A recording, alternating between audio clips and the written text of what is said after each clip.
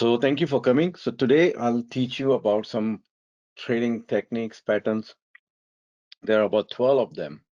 So each of them are briefly explained. So then after you listen to what I say, maybe you get some idea and then you do some research, some learning on your own. Of course, the 12 techniques is spread over about 60 slides. You cannot learn in 1.5 hours. It takes years and years. But the idea is to give you uh, like a executive summary of each kind of trading patterns and techniques, so you can see which one fits your style, because not all of what I will show you or talk about will fit your style because you're different. So trading style match with your personality, your beliefs, and what you're trying to achieve, etc. So it depends. So the first slide I always show is either I show about Bruce Lee or about dinosaurs. So if you, when we are trading, we are looking for those stocks where the big boys are involved. Giants are involved with deep pocket. So that's where we are looking for. So the first step to remind ourselves is we need to trade those symbols. Doesn't matter if it's dog or cat, um, lion or cheetah, but some big boys are involved in it because they are the one who are moving the market. So if we buy something and nobody's buying, then nothing will happen. You will eventually sell at loss or break even or something like that. You will not make money unless the market you're trading or the symbols you're trading, there's big boys involved. So how do we know the big boys are involved? So they leave a footprint. So what is footprint? So this is what we are talking about. So I'll explain to you. So so we know we need to read the dinosaurs, the big boys, through volume, through their activity, the way they move the market. So figure it out how you can read the rhythm. So there are certain symbols. I'll show you the symbols on my screen. There are certain symbols which I keep in front of me all day long. So, and I categorize them into different category.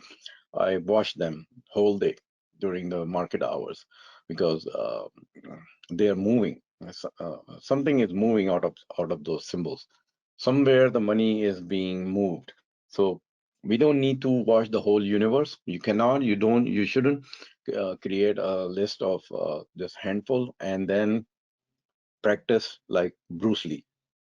And you don't need to learn everything out there. You cannot. The world is so much, so big, so you cannot master everything. So I learned that I need to just master a few things. So whatever suits you, I will explain to you 12 different techniques. Um, some patterns, some techniques, some thoughts, and then it's up to you which one fits your style. So if you have a handful of stocks, 100, in each category, like oil stocks, financial stocks, the technology stocks, the retail stocks, the things like that, the biotechnology stocks. So how much do you need? If you have listed down all the big tech stocks, the internet stocks, the chip stocks, the oil stocks, the gold and silver stocks, and the financial stocks, retail stocks, so five of from each category. By the time you're done, there are 100. So you cannot watch 100 stocks laser focus. You just cannot. So out of those 100, one or two you need, and that's where you apply your, it's telling you. So those 100, out of those 100, one or two, only one or two you need. It's telling you that this is the one you need to focus. And then you need to, there's something else, the time interval. So what time interval? I will prepare the slide on time interval. So you prepare the basket of stocks, then you have set your time interval, and then you're reading those symbols on those different time intervals. So if the stock is building up on a 30-minute, then it should give you further signal on 60-minute, then a 2-hour, 4-hour daily, it should build up. So if you start with 30-minute, and it's building up, giving you the confirmation, then you can raise your bet. So that's what I do. I just, let's say I start at 30-minute, and then I see a further confirmation on hourly, then I raise a little bit on hourly, or you can go as low as tick chart. So the signal comes on a tick chart, and then you can say, okay, 5 minutes, then 15, then 30. So you're raising the bet. And then if you're wrong at right away.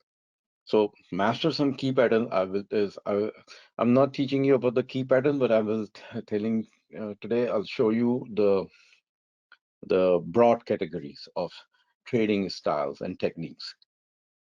So now I have a lot of like total stocks I have in the basket is 500. Out of 500, I just focus maybe 150 during the day. So it's different people have different way of categorizing their trading candidates. So I just come up with some fancy names or something which when I'm talking to my team or I'm reminding myself, then I have a way of just reminding myself or getting ready. So I call this, let's say I call horseman. So I'll explain which stocks I call horsemen, kings, queens, then the financials and oil, hardcore, core, non-core, oil stocks, small cap, then the indices, ETF, semiconductor, gold and silver, then inverse ETF. So these are different stocks. I build the database of all these. So I call it asset. So assets are there along with all the other data. So I have my own portal, own app. So I build all this and I keep on building what I need according to my needs. So I'll explain to you how I categorize. So the first thing I do in the morning, I focus on horsemen. So I'll give you some example of horsemen. So this is not the complete list. So I had only few lines, so I put some symbols there. So just to give you example, horsemen, Apple, Airbnb, Amazon, AMD, Baba, Baidu, Coin, CRM, Meta, Tesla, Nvidia. So these are just not Nvidia.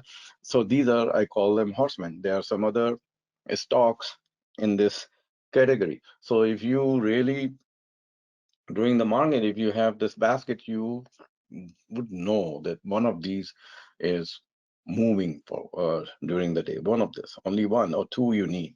So one of these two are moving in the market in a proper fashion. So they're moving, but in a proper fashion.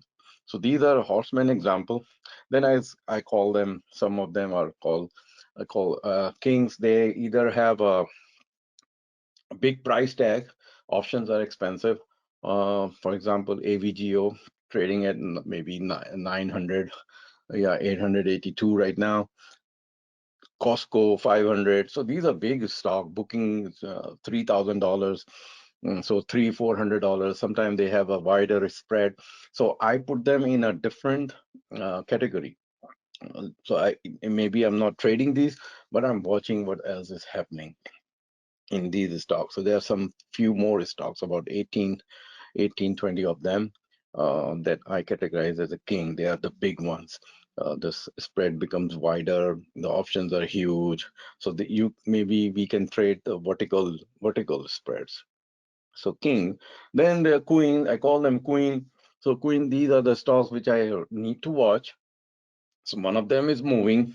So I give you some example like Amgen, Boeing, Caterpillar, DE, Disney, Dollar Tree. So I'm in the Dollar Tree right now. FedEx, Home Depot, UPS. So if Caterpillar is moving, I look at the DE or CMI. Or if Home Depot is moving, then I look at Lowe's. If FedEx is moving, then I look at UPS also. So if biotechnology stocks are moving, I pay attention to Eli Lilly, Amgen, etc. What else is going on? So they are not like horsemen. So these are the big ones. The spread is very narrow. So I do the day trading also. So for day trading, you need a very narrow spread. So these stocks, most of them have a narrow spread, or they are moving in a rhythm. Tuck, tuck, tuck. They just keep going up and down in a nice fashion way. One of those, not all. Sometimes all of them. So these are the king, these are, I call them queen. And then I have a list of financial. So if there's a news related to financial, and if I see American Express is moving, then I say, okay, what else is moving? JPM or PayPal or MasterCard or Visa, Square. So which one is moving? Is the Goldman Sachs moving? Is the Charles Schwab moving, etc.? So we need to pay attention. So these are the financial stocks. So I already have a list of financials, and it takes like 30 seconds for me to open up all the financial and see what else is going on. Now, oil stocks.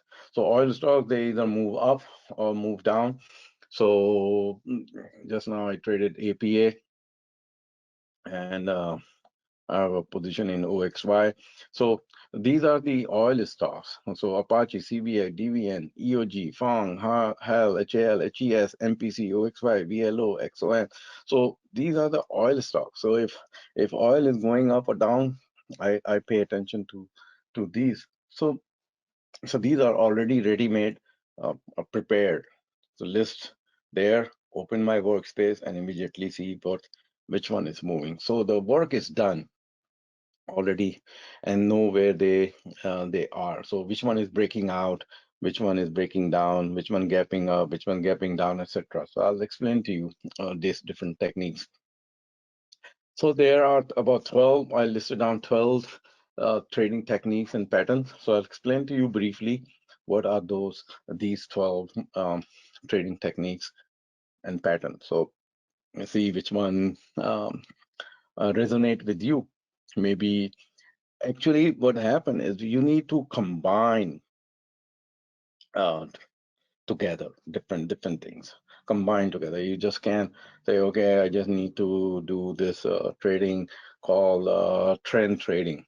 So trend trading, yes, it's your main focus, but if you don't understand the breakout, or you don't understand how to identify support and resistance and what is happening, and even in trend trading, if you don't understand the gap up or the gap down, then you just trading like 10%, 15, 20%. So not the whole combined way of trading.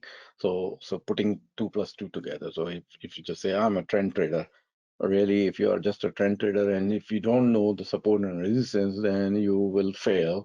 So you can say I'm a support and resistance trader, but then where do you apply? So I'll show you the chart of support and resistance and see if you can understand uh, today a little bit about support and resistance. So I'll explain to you black box trading, chart pattern trading, band trading, trend trading, support and resistance trading, breakout strategies, breakdown strategies. These are powerful: breakout, breakdown, gap up strategies, gap down strategies, gap reversal strategies, intraday reversal, and then moving averages breakout. So each of these are broad category. Then you have to break down each of these.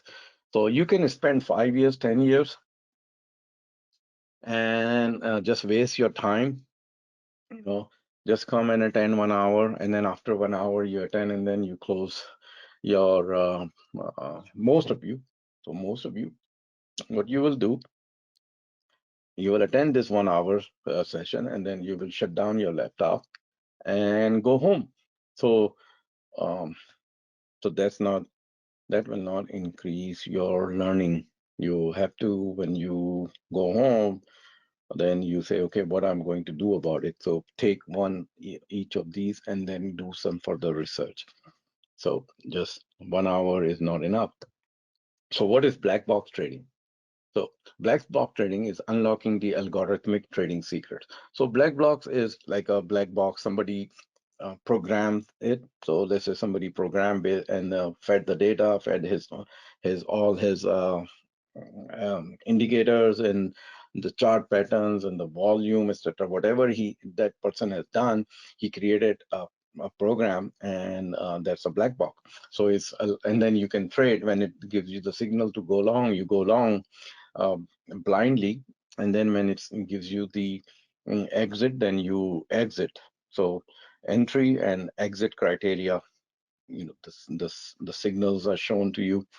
So a green arrow or a red arrow, green arrow here, buy, red arrow here, sell. Here's the exit.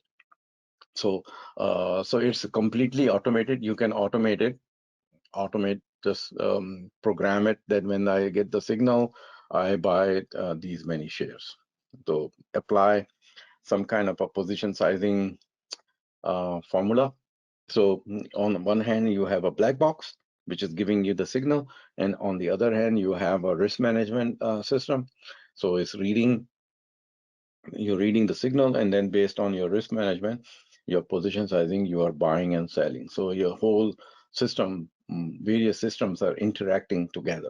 So you're getting the signal, you know, what is your portfolio size, what is your risk, how many positions you have open, what is the where would be your stop, how many shares you are supposed to buy, and what kind of a strategy you have to scale in and scale out. So all of it you can, you have a black box, and that's what the big boys do, and they trade. So they have a complex mathematical models, and it's all automated, and all the data are fed there.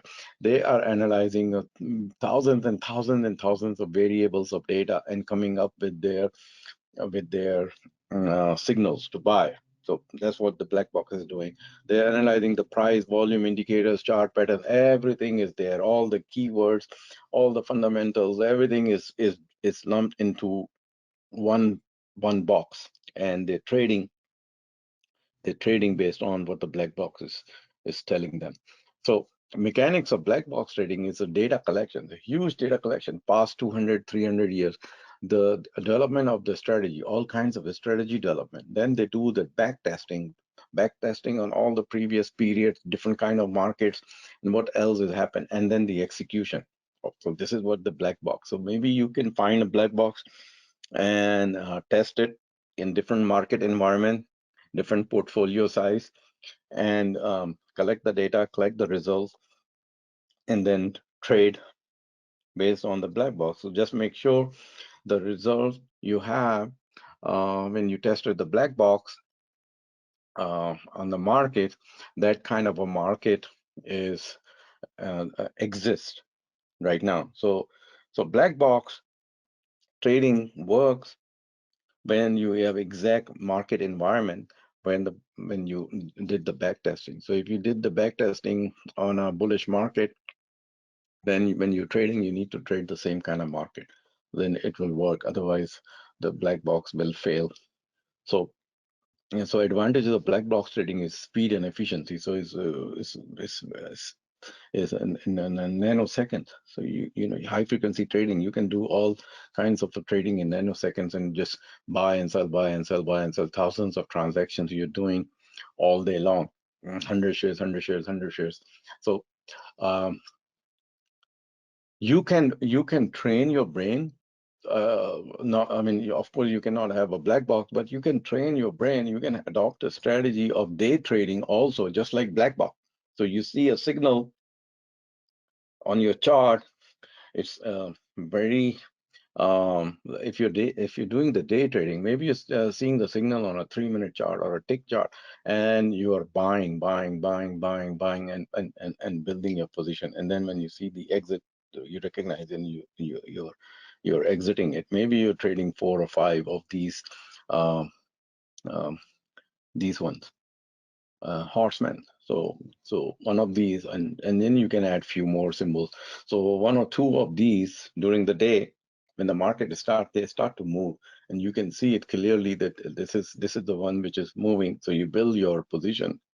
You start building your position on Apple or Amazon or and Coin and Meta and Tesla. So let's say 5 of these: Apple, Amazon, AMD, and Coin, Meta, and Tesla. So you start building a position, 100 shares, 50 shares at a time, and you would know which one will work out and which one not. So the one which is not working on, you're cutting it loose, $100 loss here, $50 loss there, 200 loss there. But the one which you building, let's say you're building the Amazon, that's where all the profits are piling up. All the profit for the day is piling up in one symbol out of 5. So you cut loose 4, based on those.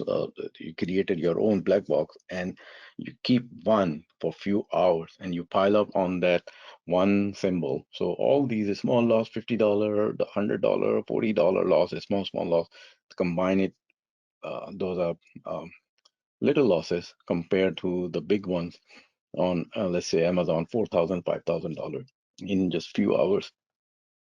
So black box trading. So it's emotion-free trading. So if the black box, because it's all automated, so there's no emotion. So whatever the black box is saying, you're doing it. So you can create your own little black box. Scalability. So if the black box is if the black box is working for 100 shares or 1,000 shares, then it should work for 10,000 shares. Unless you are the only one, you're trading a symbol where you're the only one trading. So the number of shares, or the liquidity is not there, or the float is not there. So you are the one who moving the market. So don't trade those symbols. So just clean up from the beginning. So if you identify these, you will not be moving the market even if you're trading 10,000 shares or 5,000 shares in let's say Amazon. You will not move the market if you're trading 100 shares, 100 shares, 50 shares, 200 shares, 60 shares. Keep adding, and so you will not move the market. So you have done your homework in advance on these big names. They're not going bankrupt tomorrow, so you would be fine. So black box. So the limitation of black box is data dependence, availability and quality of data. So uh, if you are trading on the data which is coming to you very fast, then that data, the source of data must be highly reliable, and it should be pure. So that's where the you can maybe you read the data incorrectly.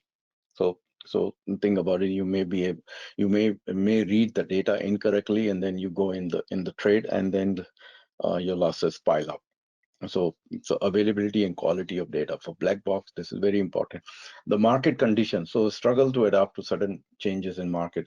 So if the black box is just one big black box. If something is happening in the market, the black box may not be able to react compared to the human. So if you are sitting there and you see the market, you may be able to react and close the position quickly compared to the black box that was not able to react.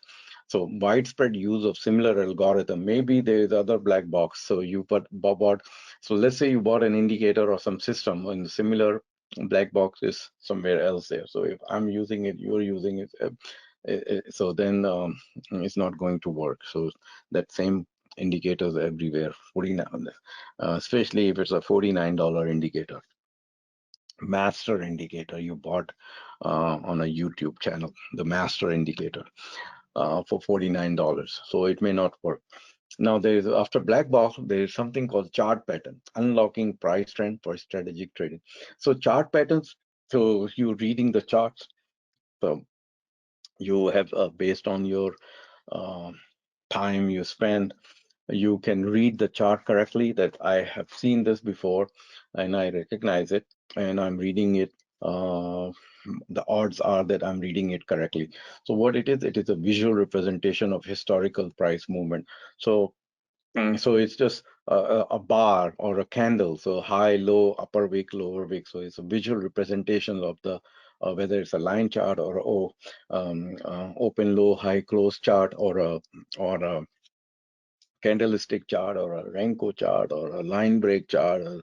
And there are so many kinds of chart. So whatever it is just a visual representation of historical price movement. You can color the candle, bullish candle, into white color. You can color the bullish candle into the red color. So you are um, giving the meaning. So open, high, low, close is a bunch of. So what is actually the candlestick? The candlestick on a 5-minute chart is just bunch of uh, the trading happened during that 5 minute. So if you really draw all the transactions, happen during that 5 minute or during that 3 minute time interval.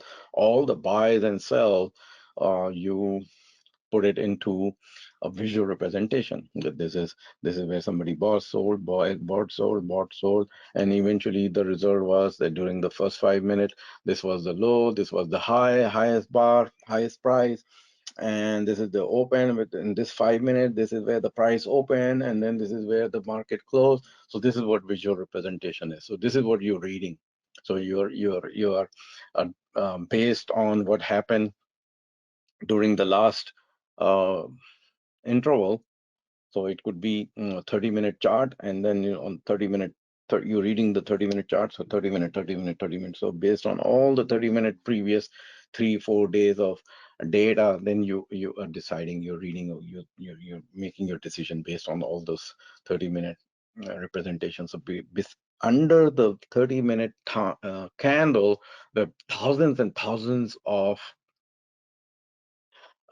transactions happen. So think about that. So you're coming up with your decision based on all the thousands of millions of transactions happen during that 30 minute.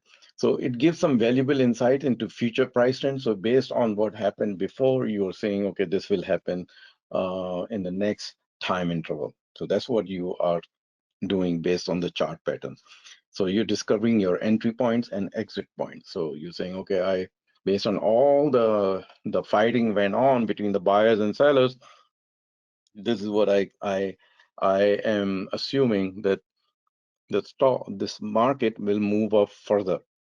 And if it moves up further, then it will hit some kind of a resistance level. Let's say you're going long, and this is where I will exit. So you come up with your exit point. Or if I'm wrong, then this will be my exit for the loss. So that's what you're doing, reading the chart pattern. So visual representation of all the transactions happen during that time interval, and you're figuring out your entry and exit points.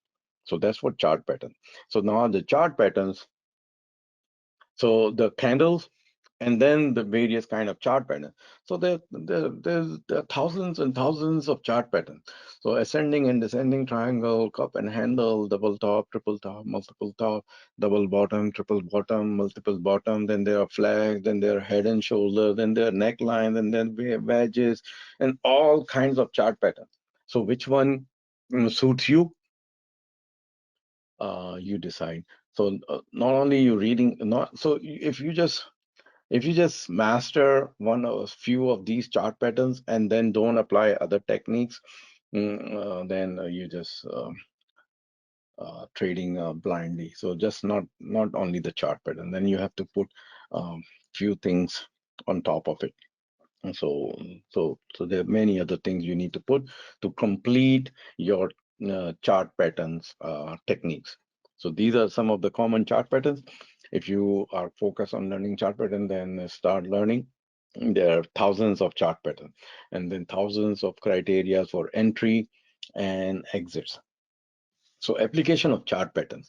So through chart pattern, you can detect the change in trends. So if you're a trend trader, this is where a lot of money is made, when you detect the change in the trend early on. So if you're a trend trader, through application of chart patterns, you're trying to detect the change in the trend. So remember this: the trend, most of the trend, trader identify way too late in the game. So people identify the trend way too late, and sometimes they are successful because the trend is just still there, and it is a strong trend, whether to the upside or to the downside, and then they make money when the stock is pulled back to some kind of support, and then they buy it, and then they sell it at some higher previous high or whatever is their criteria. But the most of the money is made when you are able to detect the change in trend. So last week or so, I held a webinar called Spotting the Reversal Signals. So I spot the reversal signals, um, and spot the change in the trend. So once you identify the detect the change in the trend, then you identify the trend, that this is where the previous trend was downtrend, And now you're detecting the change in the trend through the application of chart pattern, through application of um, what candlesticks, application of the volume. So you're reading the volume, whether the volume is have anomaly or volume is validating, and then you're putting some other indicators, um, combining everything together. Maybe you understand the channels, then you come up with your buy and sell signals. So identify the trends, and then once you identify the trend, then you must have a way of confirming the trend signal strength. So what is the strength? How what is your method of confirming that this trend signal, this trend which is moving, is you identify as a change in the trend to the upside? What is the signals? Maybe you put some volume analysis into it, or some momentum behind to gauge the trend.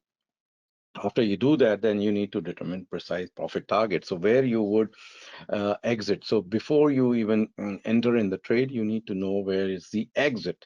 So if you don't know where the exit will be, it's just, uh, it's not good. So both sides, where the exit. So where you will jump, whether at loss or at profit, and determine the precise stop loss. So if we apply the detection in the trend, then if we think that this change in the trend is happening or about to happen, then we are also, so if so we are early in the game.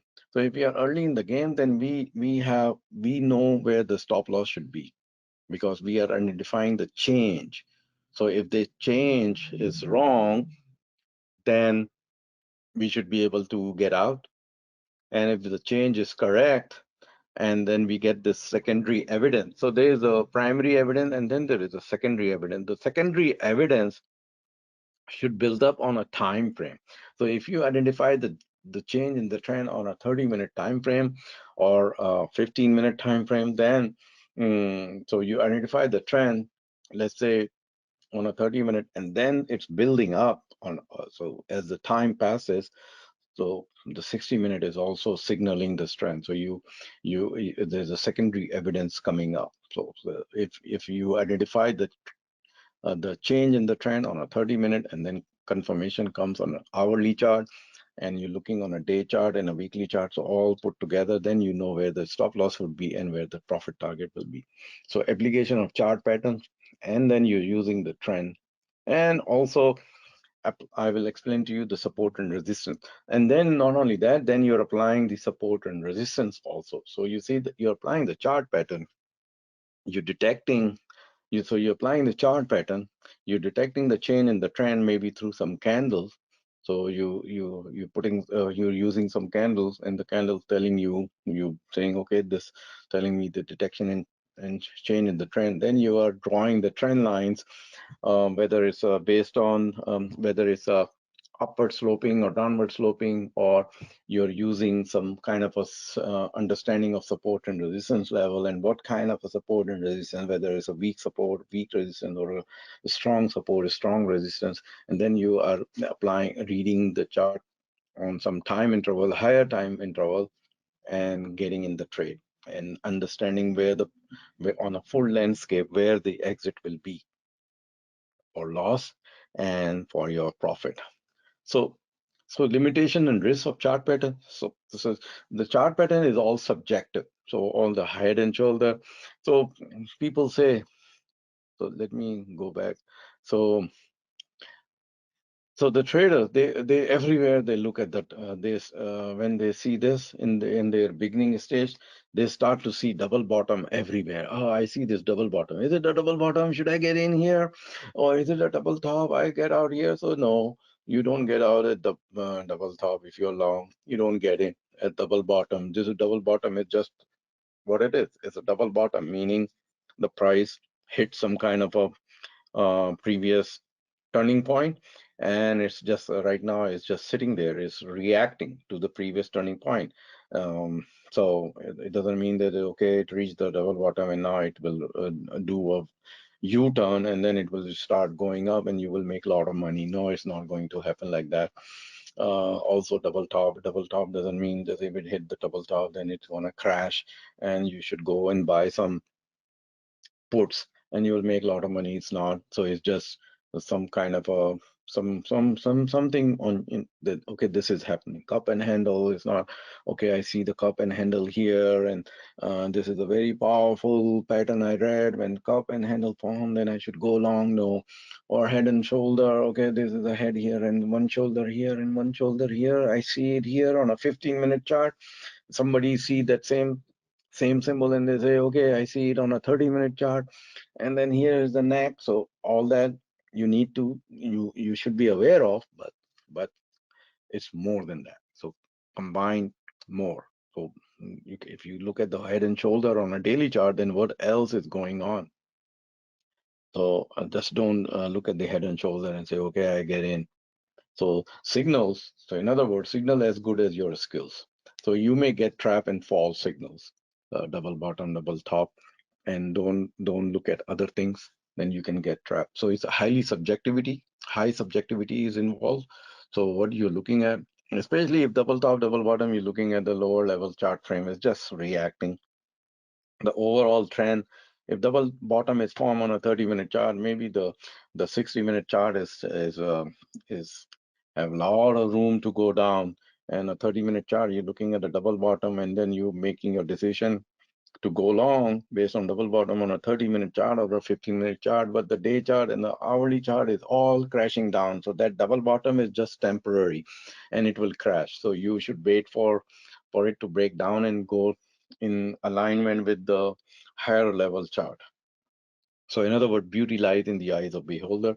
So there are a lot of market noise. So be careful. Don't just apply chart pattern in isolation. So next one is a band trading strategy. So brand trading strategy is embracing volatility. So brand trading is capitalizing on a short-term price movement. So you create a band and you apply some kind of a volatility indicators. So based on the average price, um, average true range, or some kind of a standard deviation you create that this stock is moving beyond is one standard deviation or two standard deviation, and it is very volatile. And then you identify the upper price level and the lower price level, so you're trading those that upper price and lower price. So you may be buying, going long at the lower level of the band, and then going closing your long when the price goes on the upper line of the band. So maybe you can do that and exploit the market fluctuations. So the market is moving up and down. So that's what band trading is. So band trading, you can create the middle band as the 20-day moving average, or so you create a line moving average, 20-day moving average, or a 21-day moving average, and then you create setting the upper and lower price band on some kind of a standard deviation. And then when the price goes on the top of the line band, you sell. When it comes on the bottom of the band, you buy. When it's resting in the middle of a 20-day moving average, you're deciding which way the market will move, whether to the upside or to the downside. Sometimes the band expands, so it expands. Maybe you have a strategy when the stock goes above the band, then it's expanding, and then you are going long, or you're adding to the position. So executing buy and sell or the brand band price levels. So there are different kinds of bands. Bollinger Bands. You can do all your research on Bollinger Band. And there's another called Donchian channels. You can read about Kettner channels. So, so all these kinds of a band strategy. So if it suits you, your trading style, then you master one of these three and trade the Bollinger Band, and then apply other techniques such as support and resistance level and the volume and some other indicators, MACD, RSI, stochastic, ADX, DMI, so many indicators. You just apply those indicators on top of this band and trade. So build your own trading strategy. So application in volatile market. So identify the overbought and oversold conditions. So when the price goes to the lower level of the band, it's oversold. When it goes to the top of the band, it's overbought. So band act as dynamic support and resistance levels. So the upper line act as a resistance, the bottom line act as a support. So sometimes the price do hug the lower and the upper level of the band, and then they break out also. So capture breakout price movement beyond the band. The band expands, and you can set the stop loss levels at either at the 20-day moving average or at the lower price level, or if the band is expanding and the price has moved above the band level, then you're expecting it should not drop inside the band. So if there's a channel and the price is breaking above the band, then you're going long, then you're expecting it should not come back inside the band. So there is uh, some way of for you to exit if the market did not work out. So, but there is a limitation in risk management. So every trading strategy has some advantages and the limitations. So false breakout, volatile market, the market can go above the band and then you go long and then it pulls back inside the band, or the market drop below the lower level of the band and then you go short, and then the price go back up above the and go back inside the band. So it's like the chicken was out and chicken is in. So what? So you're getting whipsaw. So in other words, if you adopting the band strategy, then on top of that, do something else. Figure out the support and resistance, etc. So adapting to market condition, adjust band parameters to suit changing market conditions. So sometimes the traders, they adjust the band parameters. So instead of 20-day moving average, they put 21-day moving average. Instead of simple moving average, they put exponential moving average. So they do some changes. So they have their own parameters they they have. So do some research on in this area. Now there's another trading strategy called trend trading strategies. So trend trading strategy is riding the market momentum. So so the belief is that once the market establish a trend, the market keeps going in the direction of the trend. So once the market established the trend, the market is expected to keep moving in the direction of the trend till it changes the trend. So if the trend trading is very profitable, provided you are identifying the proper trend and the overall market is also supporting the direction of the trend. So trend trading is you can pile up your profit if you properly trade based on the trend trading. So riding the market momentum. So sustained price movements, direction of prevailing trend. So any pullback is just a pullback, and you expect that this is just a pullback and market will move towards the previous trend. And then so you can use some technical indicators to stay in the trend. So build some indicators, build some momentum indicators, and have a way of identifying the support and resistance level. So when you know that the direction of the trend is to the upside, this stock is moving to the upside, then you're looking for the pullback. So if pullback happen, and the pullback is not just a ordinary pullback, some kind of a pullback, and then you say, okay, this is a pullback, and I buy. So the pullback needs to occur at a proper support where. So what is support? Support is a demand zone. So the demand should be there. So in other words, the price you're seeing, the pullback price, at that price you're expecting that this is the price level of the demand. So must have a way of identifying the demand level. And for the resistance is the supply zone. So resistance is considered a supply zone. So this is the supply zone, this is the demand zone. So if you understand that, then you're looking for those stocks which are strongly trending either to the upside and downside, and then you're trading. Or and the most of the money is made when you can early on detect the change in the trend. So early in the phase you detect the change in the trend, because a lot of trends, people identify the trend late in the game.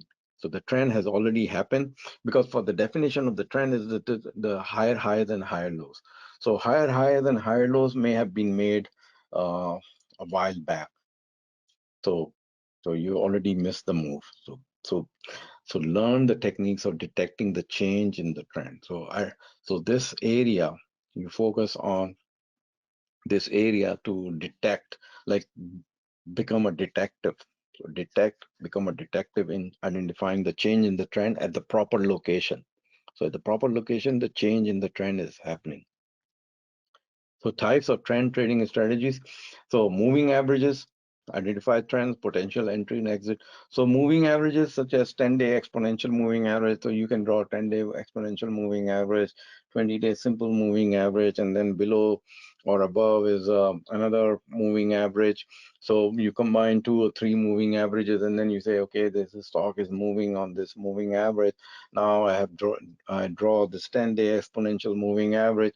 So the stock is trading way above the 10-day exponential moving average. So the distance between the 10-day exponential moving average and the price is way extreme. So you come up with the extreme level. What is extreme?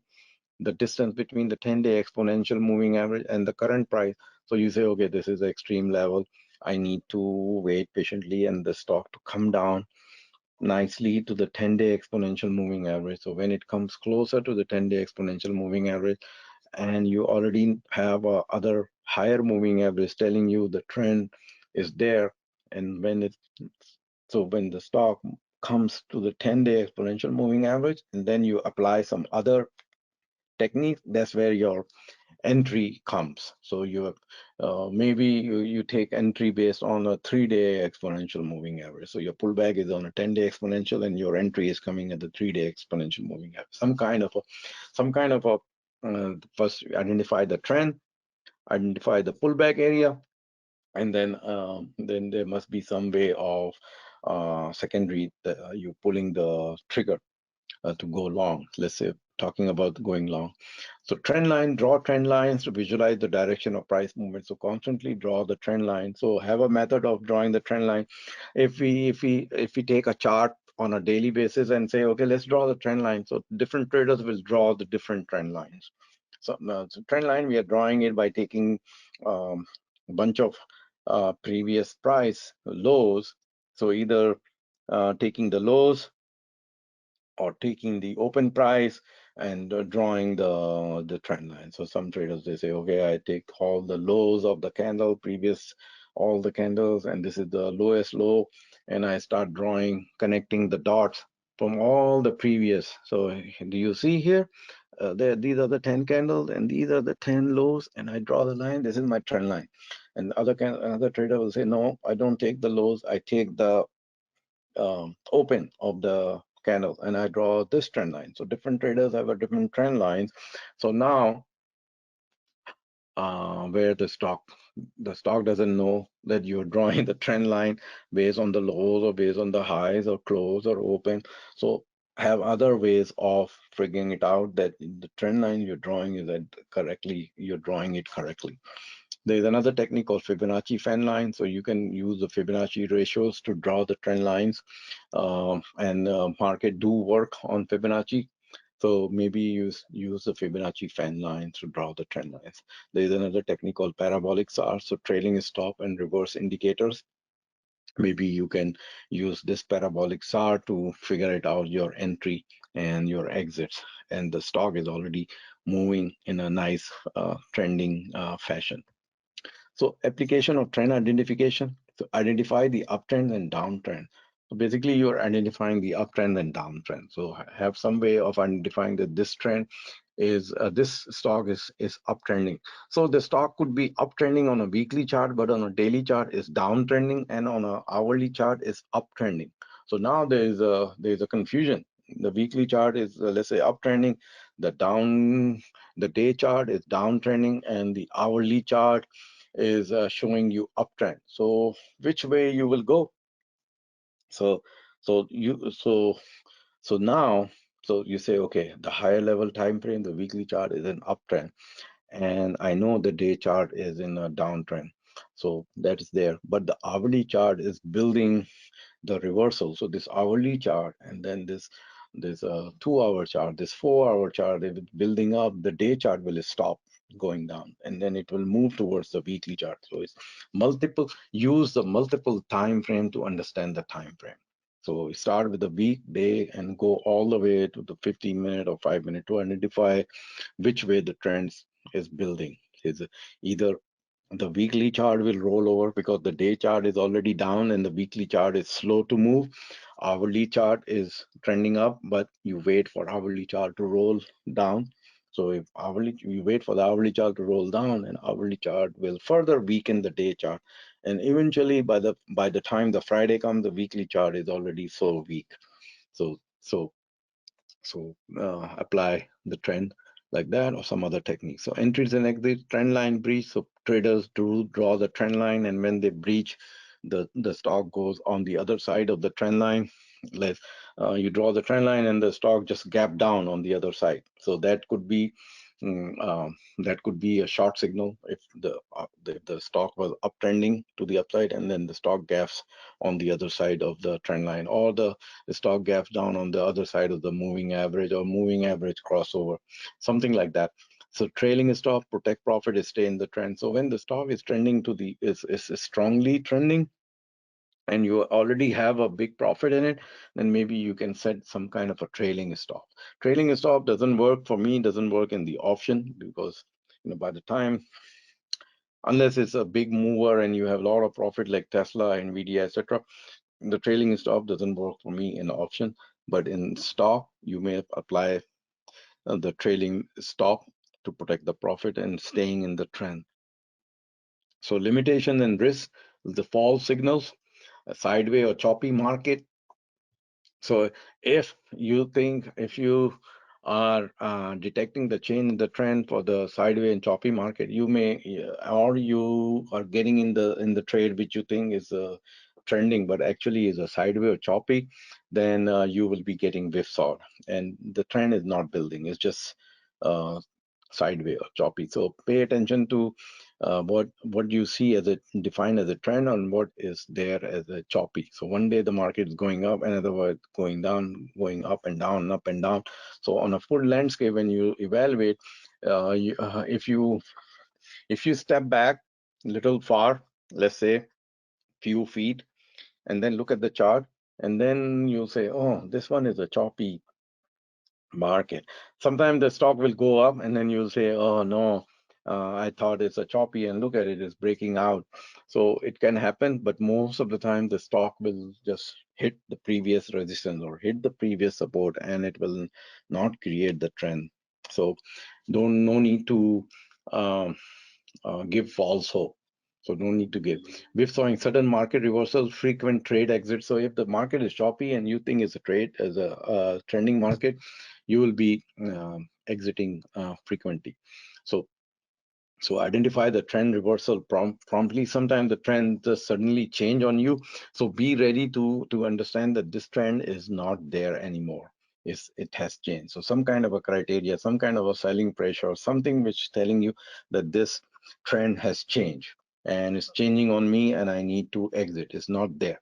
So take help with the chart pattern. So in other words, you see, even though you're trading the trending market by applying the trend lines and support and resistance, but on the other hand, you're using also the chart pattern and candlesticks and some indicators and volume, etc. So you're combining 5 6 different things into making your decision, not just looking at the trend and saying, okay, this looks like trending and I go long or go short. So then you ask yourselves that in for every techniques, or the 12 techniques or the strategy I'm explaining to you today. So ask question. So ask yourself some questions, such as this: does trend trading fit my trading style? Or does band trading fit my trading style? Or does support and resistance fit my trading style? Does the chart pattern fit my trading style? Do I have enough skill to read all the charts? Do I have enough skill to read all the candlestick patterns? So think about this. Ask yourself, and it fits your style or not. So your personality have to suit your age, what you're trying to achieve, what else is going on in your life, your beliefs, etc. So there are a lot of other things to ask than just, okay, I'm gonna trade the trend or Bollinger Band, etc. So do I believe in trend? So you really believe, and why you believe? So why you believe in the trend? What strategy I need to adopt to enter in the direction of the trend? So you can put replace this in the direction of the trend. So if you're trading, if you're deciding to trade the trend, then you say, okay, what strategy I need to adopt to enter in the direction of the trend? What will tell you that you need to enter? So what kind of a signal you will get? Is it a visual signal, or somebody will tell you in whisper in your ear, or you will get some kind of a feeling, or both, or you will read some news? So what will tell you? So, so think about it. What will tell you that it's now is the time to enter in the direction of the trend? So, and then once you enter, then ask yourself, what would be my initial stop in case the trend changes? So, how would you determine your initial stop? And how would you take your profit? To ask yourself this question. And how much you will invest? So the system is there. So if if the Amazon is moving so much fast, then how much you are uh, going to invest in Amazon? What else is there in your in your portfolio? So what else is going on in the market? So think about that. If you increase your position, will you be will you be able to willing to suffer the drawdown? So do you believe in the trend that the Amazon will go to 137? So if you believe that Amazon is going to hit 137, maybe you're pulling, when Amazon is pulling back, you're increasing your position size. So think about that. How will I get back in if the trend resumes? So once you exit from the trend, from the trade, then, and you know that this is going higher. So if it's going higher and you already exited, whether your stop loss hit or you took the profit, then what is your re-entry strategy? How would you re-enter in the trade? What will tell you that it's time to get back in? So, so this kind of question we need to ask for every kind of a trading strategy we adopt. So just replace these 7 questions with anything you're applying. Now there's another trading techniques which is based on support and resistance. So support and resistance is very important. Um, so in other words, support and resistance is support. And support means where the buyers are, where the demand is. The resistance means where the sellers are, where the supply is. So the whole, everywhere is a supply and demand, supply and demand, supply and demand. So if demand and supply is works for everywhere, then it's work in the stock market also. So just replace these two words, demand and supply. So identifying key price levels. So key price levels where the market reverse or stall, where the previously. So it's easy to, if we can master one thing in trading, is the support and resistance. And the reason is that you are reading the support and resistance based on the historical data where all the battles have been fought, where millions of traders fought and they died over there. Some succeeded, some failed. So based on the graveyards of the traders where they fought all the battles, you can come up with some kind of a clue that this is the mine I need to avoid, or this is the mine I need to take advantage of. So the support and resistance levels are the key price levels. So market reverse is stalled, but this is where all the battles have been fought. So pay attention, think about. So when you just lay down and say, okay, it's a support and resistance, psychological barrier. So 3 market participants.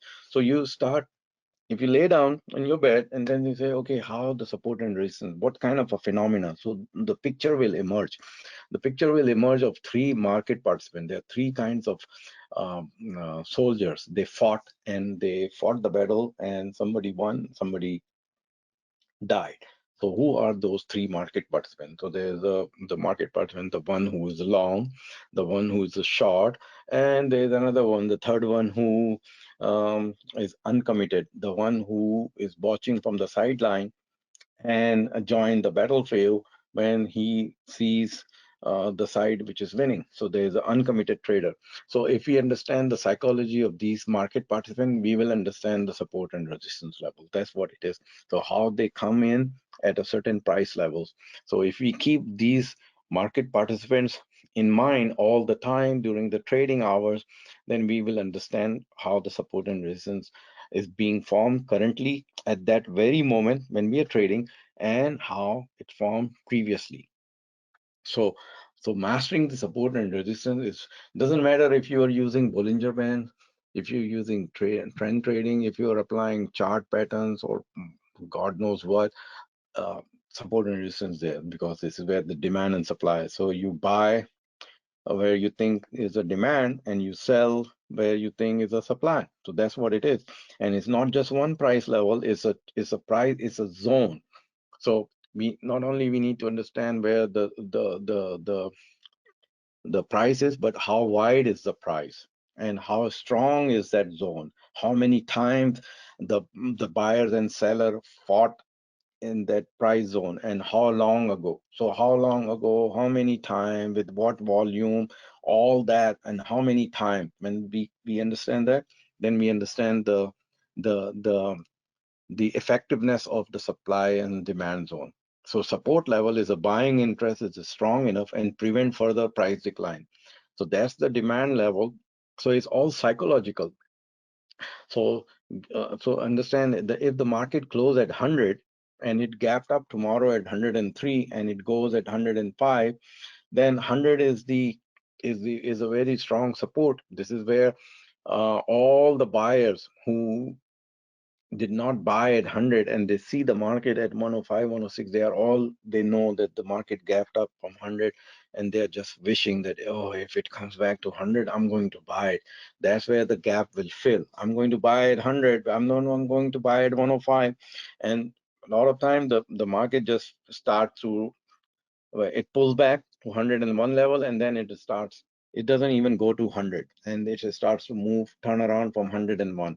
So understanding where the support is, where the buying interest will be, and where the selling will be. So where the price will further not decline, and the resistance level is where the selling pressure prevents further rise. So if Apple previously have sold off many time at 193, 194, or currently at 180, 181, then it's having a strong resistance at 180, 181 level. And if it breaks 180, 182, it will go rise further. And if you look at then it will meet the further resistance at 193, 194.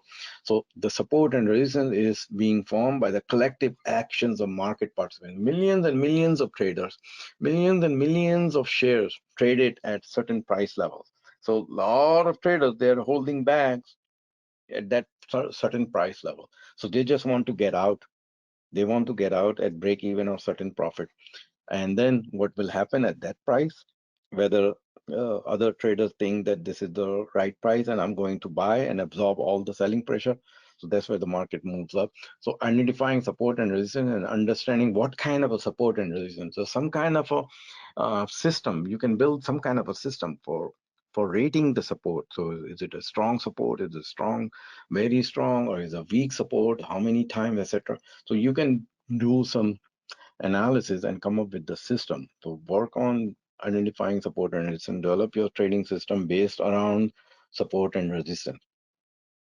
There is another way of so support and resistance. So support and resistance can be identified based on swing highs and swing lows, but then there are some psychological levels. So these round numbers like 100, 200, 500, 1000, 2500, 15,000, 10,000, 25,000, these all round numbers are either support or resistance. So it depends on which way the market is. If the market has crossed from 100, from below 100, and when from 99 to 100 and 101, then 100 will become a support. And if it's approaching from 98, 99, 100, that 100 is a psychological level. It's like a round number, some kind of a magic happen, and the stock just don't want to move up temporarily. It will break, but temporarily it it doesn't want to move up. It want to rest. It want to pull back.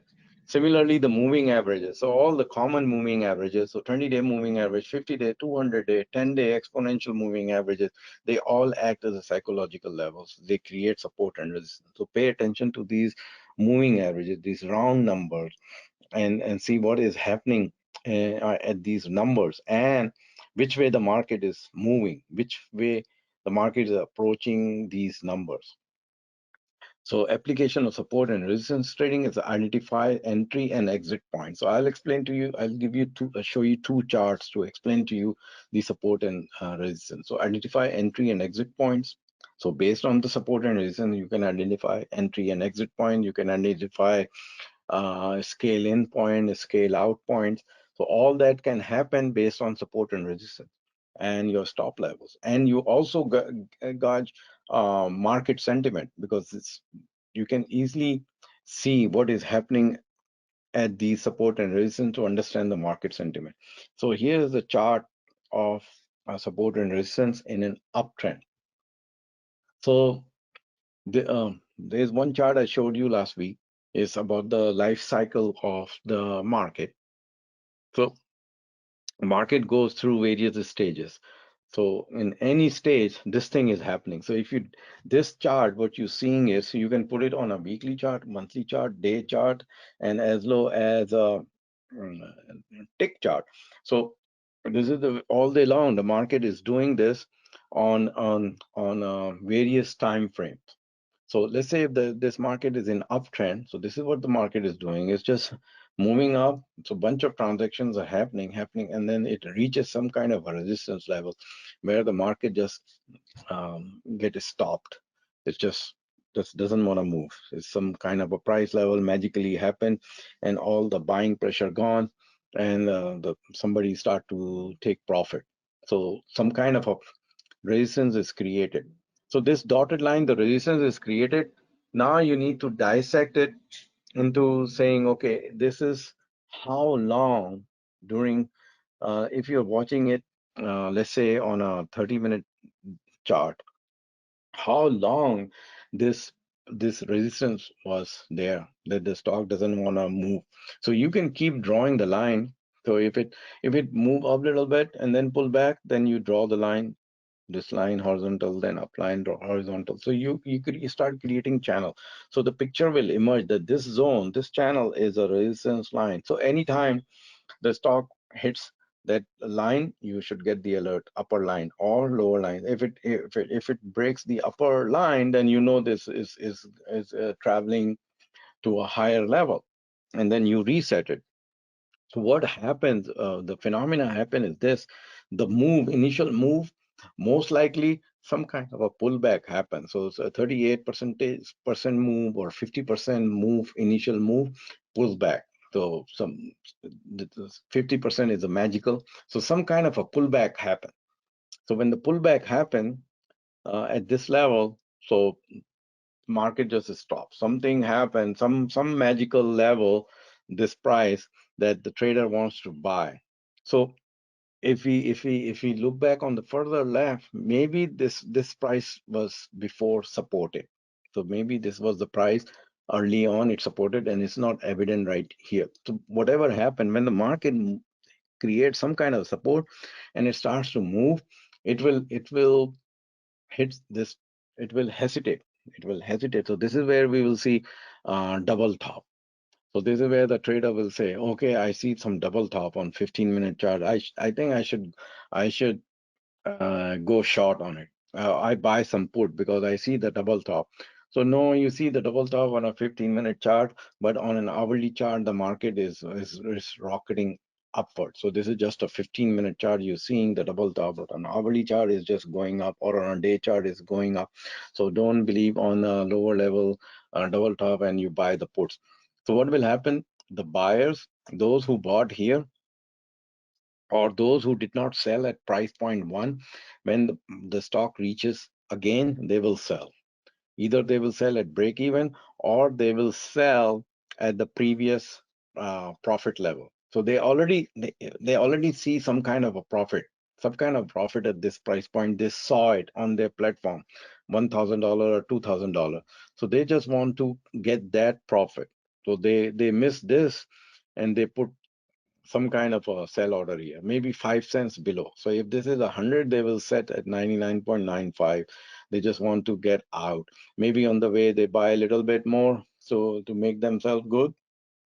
So the psychology is, because they saw, let's say, $2,000 profit here at this price point, so they want to have the same $2,000 profit. So if they want to have $2,000 same profit and they don't want to sell at this price, on the way up they will add a little bit. So when they add a little bit, now they can sell a little bit lower and have the same dollar amount profit, and they exit. So whatever happened, the stock will just um, um, hesitate, hesitate, and then it will break through. So all the sellers are gone, and it will start to move up. So what will happen? Those who sold here, let's say I sold here at 99.90, and now I see $120. Now I start regretting, and I say, oh no, I sold all those 5,000 shares, $99. I should have held on, and then I go and buy more. So I buy more, and I'm participating in the rally. So it's going up nicely, and then it hits some kind of a resistance level, some kind of a price point where all the buyers are exhausted and they start taking profit. Some don't take the profit, they wait, and the stock starts to pull back. So where most likely it will pull back? It will pull back to this previous price level, price point one. So if you draw the line here and this stock is pulling back, you expect that this resistance level has turned into support. So it's there is a phenomena. I'm forgetting the name. Uh, what is the name? Polarity principle. So it's something called polarity principle. So this resistance becomes support and support become resistance. So this is all the psychology happening. So what is happening here? So those who sold here or those who did not buy here. So those who sold at price point one and those who did not buy here, and they waited and they saw the market rocketed upward all the way to the price point three. They're waiting patiently with their order and they want to buy here. So this resistance level eventually becomes the support level. So the regret, the emotion regret comes in, and they make all the traders set the buy order here because they missed it. They missed it here, so they want to buy here. So this naturally become a support, a price support. So you see what is happening. They're buying it here at price point four, and the reason they're buying it, so they are basing. So there's a something I call it basement under the basement. So um, if you are, let's say if you are standing on a floor one, and then you say, okay, if I jump, uh, I will. If you're standing on the second floor, let's say I'm not in India or Pakistan. Let's say I'm here where the floor is one, two, three, four. Over there, it starts with ground level, which I don't understand, G and then one or two. So let's say I'm standing in ground floor two. So if I jump, I know I'm gonna fall at one and will break some leg. But if I know that I may fall down and I will break the floor, ground, or something, or the concrete, worst come worst, where I will go? I will go on a basement. I know there is a basement there, and I will break two legs, but I'm not going to die. Or if I'm died, then in the long run, if I'm dead, I'm dead. So the reason the more buyers come in here at number four, because they rely on this level also, number two. So this is the support where the price has turned around. So they're buying it here at four, um, thinking and have this logic that there is a basement underneath. So this channel, they are drawing the channel. Draw the channel. So this whole channel between the distance between two and four act as a support. So the narrow the channel is between two and four, the more reliable it is. Because if I hit the stop at four and come down, this is my ultimate stop. So I know my ultimate stop, because if price point two breaks here, if it breaks here, then all hell will break loose. I don't know where is the turning point here. If this is far, this is the sell signal. If one support is broken, it's okay. Traders will come in and support and buy here and move it up. But if price point two breaks, then there's no saying that where the market will stop. So on the way back, the traders will start buying at the price point four, which was a resistance level one. So the polarity principle tells us that this is the support, and there is a basement. So if this is the first floor, this is the B1. So I will fall here. In fact, I will buy more. So if I have some money here, I will buy here and in this channel also. And if I see it, some kind of a indicator. So now I'm applying some kind of a momentum indicator, some kind of candlestick, some strategy, the breakout reversal or whatever, some kind of a gap. Whatever is happening here, it gives me further consolation that this whatever I bought at 4 and I saw the drawdown and now I average down. So if I average down in this channel between 2 and 4, so my average cost is less than price 4. You see, if I bought here at 4, which is 100, and let's say this price point 2 is 95, so if I bought at 100 and then the stock dropped and trading between 95 and 100 and I bought more, so my average cost is less than 100, right?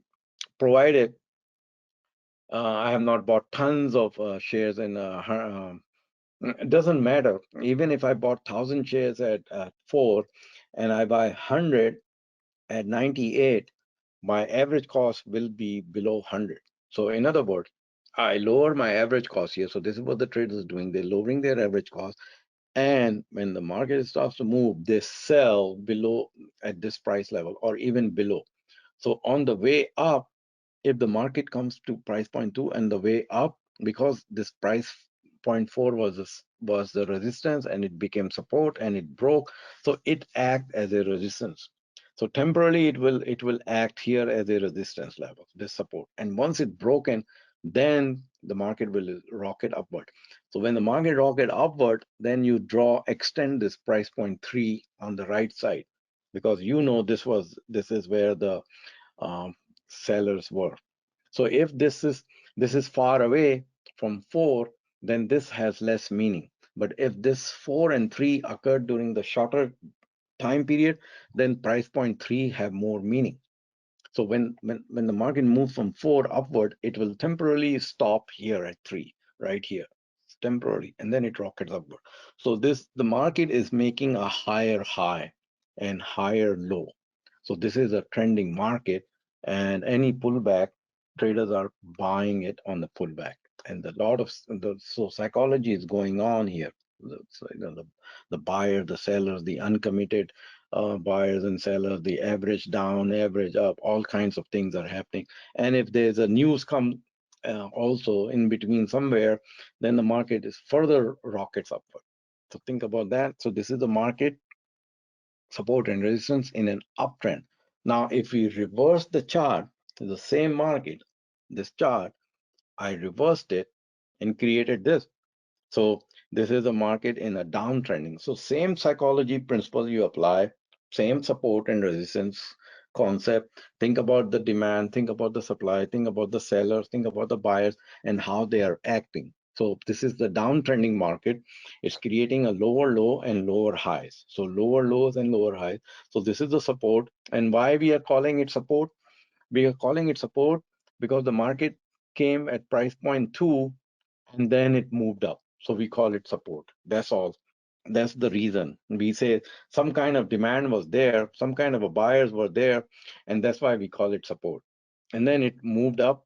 So if this was a recent high, and this is the turning point, then in between the distance between this high and this turning point, take the 50%, the market have a tendency to retrace 50% of this move and either hit and move down. So or it just continues upward. So let's say it went to the so this was, let's say, 100 and this is a 96. If this was 100 and this is 96, so the midpoint is 98. So somewhere if the market has turned around at 96, the market will go to some 98 level somewhere around, and then it will uh, rest and then pull back. So rest and then pull back. So what is happening at price point 2, you are trying to understand. So if the market pulls back, then it will create a resistance. And on the way back, so after hitting the resistance at 2, on the way back, this price point 1, when you extend it here, it will act again as a support, a temporary support, because this is where the market has retraced to the upside. So the market will retrace and act as a resist support again. And it breaks, then you don't know how once the market breaks the support, we don't know how far it will go. It will just keep going down. You don't know how far the market will go up. Nobody knows how far the market is going up, and nobody knows how far the market will go down. It's just that we are all guessing based on support and resistance and reading the previous battlefield. So just think about it. The previously the buyers and seller fought, and somehow we figure it out that this price three. Let's say if this is all, the beauty lies in the eyes of beholders. This price point three, there's some news came. You don't know if you look back at this exactly. Let's say you're reading the chart and you say, okay, what happened here at price point three, where the market turn around. Let me see the time, and you say, okay, 10:04 a.m. Pacific, the market made the turnaround. So now you go and look at the news or something happened at that very moment, 10:04 Pacific, that there was a positive news and all the sellers became buyers and they started to buy. So there has to be some kind of a phenomena that happened, some complex phenomena. Something happened at that magical moment that the market turned around. Maybe it was a previous price point where the market has turned around many times, and this time it's doing it again. So it's not some magic. It has happened before, so it's happening again. Or it was a magic. There was a news. So whatever it is, the market is moving up. So you expect that the market will hesitate to move at further up at price point four, because at previously on this dip, the buyers, they bought at price point one, hoping that this is a dip, and this dip was temporarily. They were happy, they made money, and then when the market crashed, they saw all these buyers at price point one. They are all the losers here. They're all losing. So when the market turn around at three and it goes back to four, which is one, those who did not average down, those who average down, they are getting out here somewhere in the middle, because they have average cost lower than what they bought at one. But if they did not average down here, on the way up, they are planning to get out at four. So it acts naturally, act as a resistance. And those who believe that this is a right point to short, because they know this one act was a support, and the polarity principle says the support become resistance. So they're going to short here at four, because they know that if their short doesn't work, they're they have another the way they will get out is when the market breaks the price point two. So they draw the line here. They know that if they are shorting at price point four, they will be wrong. The market should not cross the resistance created at price point two. So if the market cross the resistance level of two, they will, from the sellers, they will become the buyers. So that's what will happen. From the sellers, they will become the buyers. So the polarity principle will turn this price point four into support, and this two will become support. So now the market will turn around and it will create an uptrend and will start creating these resistance level as a support. So this is what the support and resistance. So in other words, learning to identify the support and resistance, doesn't matter what kind of a trading you're doing, is very important. It doesn't matter band, trend, this, that. Support and resistance, very important to identify where should be your stop, where should be your exit for profit, where you will scale in, where you will scale out. That's why I provide you with three targets in my trade alert. I provide you three targets. I give you three target based on a study of all the whole landscape. So I give you green target, I give you yellow target, I give you red target, knowing, understanding the whole landscape, that this is where things can happen. And then I also tell you to buy more, because I'm analyzing it that this is happening, the support is being broken or the resistance being broken. So I tell you to buy more, or I give you another strike, or I give you another month to add more. So things are happening. Or even if it's trading at break even, I send you the alert to buy more, because they are new members. So all this is happening during the day and I'm analyzing it. So this is my focus of analyzing the support and resistance. So Now, in every trading strategy, every trading technique, there are limitations and the risk management. So there are limitations. So everything has a limit and has a risk management. So false breakout. So you can read the wrong breakout of the support or the resistance. So when the support and resistance is being broken, so remind yourself, be patient. I need to make sure. You rather be a little late than just jump in on a little move to the upside. So you say, okay, this price point for little move up, and you say, okay, the resistance is broken, I'm going long. So no, don't do that. Wait patiently, because if this resistance is really broken, then here is some more resistance, and then you will have enough time to make money. If this is really broken, then you have enough time. So there could be an overshoot here, little bit of overshoot, and then you get killed, because the sellers, they have techniques to see how, if they break the support resistance, how many will come and turn into a buyer. They have all kinds of techniques. They're testing the support and resistance. So what we do, the little bit of break, and then we say, okay, 100 was the resistance, now it's trading at 105, $100.05. Resistance is broken, I'm going long. So I'm giving you real life. I receive email. Okay, so 100 is broken. So now it's trading at 105. So resistance broken. I think is the short not going to work. I'm going to close my short, or I'm going long. So don't do that, because there are some overshoot. So have a way of identifying the overshoot. So be patient. So false breakout can happen. Choppiness, frequent breaches of support and resistance can happen. Take so the top traders, they utilize multiple time frames. So try to so how can you trade on a iPhone, on a Robinhood app, using applying all this on multiple time frames? So traders, they lose money in trading, open a Robinhood account, and they just buy and sell. So how are you trading it on a Robinhood? Multiple independently. If you're following some newsletters, okay, but independently you cannot trade on a Robinhood time on an app on a phone. You need some full-fledged monitors and equipment and internet and everything. So evaluate support resistance several time frame. So evaluate. Now more. So there's more. This presentation is too long.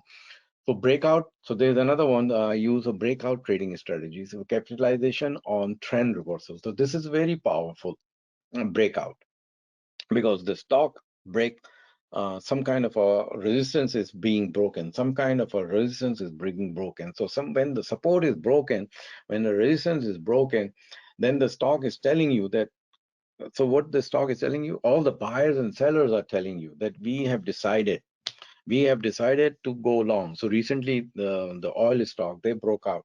So combine the law of wisdom. So there are books on the law of wisdom. So read some books on the law of wisdom, law of crowd, uh, law of the crowd wisdom, something like that, crowd wisdom. So there are books you read on the wisdom of crowd. So that's what it is, the wisdom of crowd. So basically, the support and resistance levels are the wisdom of crowds. They're breaking the support or breaking the resistance. So learn to identify support and resistance, and then apply the breakout trading strategy, because that's telling you the trend is changing and is powerful. So then you can apply the trend trading strategies on the break of support or break of resistance. Take use of the volume and combine it. So potential continuation of trend. So if the support is broken, market is tanking. If the resistance is broken, market is going up. So understand the breakout trading strategy. So capitalization on trend reversal. So capitalization on trend reversal. So types of breakout strategies. So now you say, okay, I'm going to master breakout. So what I'm going to do, I need to learn support and resistance level. I need to pay attention all day long and understand. Then I need to understand some chart pattern. I need to understand the gap up, gap down, gap fill, all that. I need to understand the volume. I need to understand the relative volume. I need to understand some indicators. So when you combine all that, I need to understand the channel. Then you learn and profit from the breakout strategy. So breakout above resistance. So continuation of a bullish trend. Breakout below support, so continuation of a bearish trend. And then the breakout retest. So wait for retest, then enter in a position. So what is breakout retest? So the stock gaps down below the support, and then it goes up, and then go up and test that support, which will act as a resistance, and then the market tank. So that is a breakout retest. So you watching patiently for the market to retest the level of the support which was broken and act as a resistance. When the market reaches that resistance level, because it was support and it's broken now, and then you enter. And the reversal should be sharp to the downside. If the reversal is in a lame fashion, then is you are trading wrongly. You're going short. You should be getting ready to go long. So breakout retest. So application in trend reversal. So capture trend reversals, opportunities for profit, confirm breakouts, use volume. So in the breakout, use volume and other indicator to see the power of a breakout. So the market is breaking out like oil stock. So look at the oil stock. They did some breakout like Apple, not Apple, APA, OXY, etc. Some they just gapped up so much that I don't see the entry because they gapped up big time. So I can't um, I can't take the risk. But look at OXY, look at APA, etc. So MUR, they break out and they continue. So I close the APA, I still have OXY. So send price targets, measure the height of the breakout. So figure it out, the height of the breakout, how much distance you have from, if the stock is breaking out, then how much distance you have from the price the stock is breaking out to the next resistance level. So again, there are limitations. So false breakout can happen, false signals, then you lose. If the market breakout and then you go long and then it comes down and then you would lose. So when the market is breaking out, understand where is the nearby, where is the basement? How far is the basement? So and if the basement is closed, then you know you will break one or two leg, but you will be not dead. So as long as I break two legs and I'll recover, I'm fine. But if I'm going to die, then I will not go into that breakout. So whipsawing, sudden reversal after breakout, frequent exit. It can happen if you don't, if you just read the breakout based on just the price and don't pay attention to the volume. That's why in the last week I also talked about the price and volume. There's anomaly happen. If there's anomaly happening, then you don't want to take that trade. Some kind of a volume validation should happen. So pay attention to the volatility also in the breakout. So breakout with the volatility, the market become volatile and the stock is, and that market is breaking out. So the breakout combined with volatility.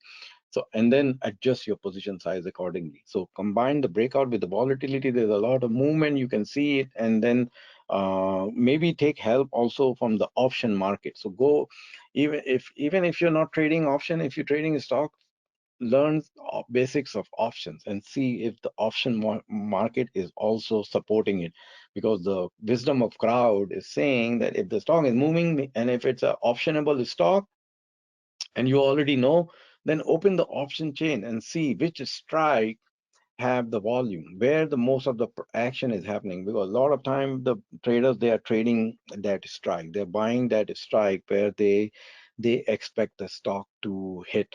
So if they are buying $45 strike and the stock is trading at 41, 42, they expect the market to reach 45 level at the money. So you get some kind of an idea from the strike also where the market expect that it's going. So if you want to take risk, you're buying out of the money, expecting the stock to move up, but maybe you don't take that much risk. You buy 40 strike or 37.50 strike. So there's a different strategy to identify which strike to buy. So I have a different presentation on telling you based on all this, which strike to buy.